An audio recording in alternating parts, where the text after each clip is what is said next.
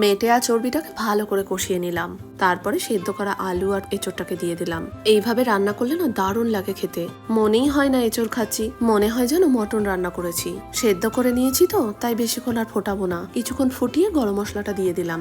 আমি তো এখানে রান্না করতে ব্যস্ত, আর আমার সোনা যেন কি করছে, ওর জন্মদিনে ওর মো যে লেহেঙ্গাটা কিনে দিয়েছে সেটাকে খাটের উপর সুন্দর করে রেখে তার উপরে হার চুড়ি সেট একটা করে রাখছে আর দেখছে ওর সাথে কোনটা ভালো মানাচ্ছে। আগামীকাল যাতে আর ওকে কোনো খোঁজাখুঁজি না করতে হয়। এই যে এই ব্যাগটা দেখছো, এর মধ্যে ও কি কি পরবে সব গুছিয়ে রেখেছে। রাত্রিরে তো প্রোগ্রামটা করার ইচ্ছা, সানগ্লাসটার কোনো দরকার আছে বলো, সেটাকেও নিয়েছে। হার আর চুড়িটাকে দেখছি ঠিকঠাকই নিয়েছে, লেহেঙ্গার সাথে বেশ ভারী সুন্দর মানাবে।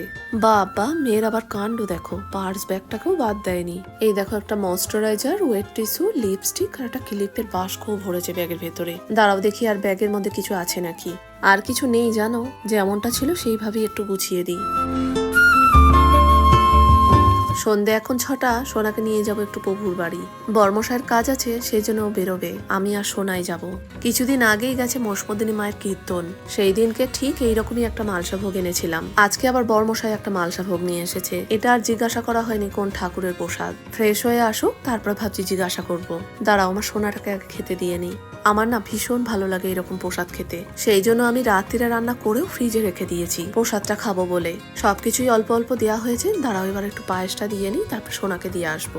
তাহলে চলো, আজকের মতন এখানেই ব্লগটা শেষ করছি। যাওয়ার আগে অবশ্যই একটা লাইক শেয়ার করো।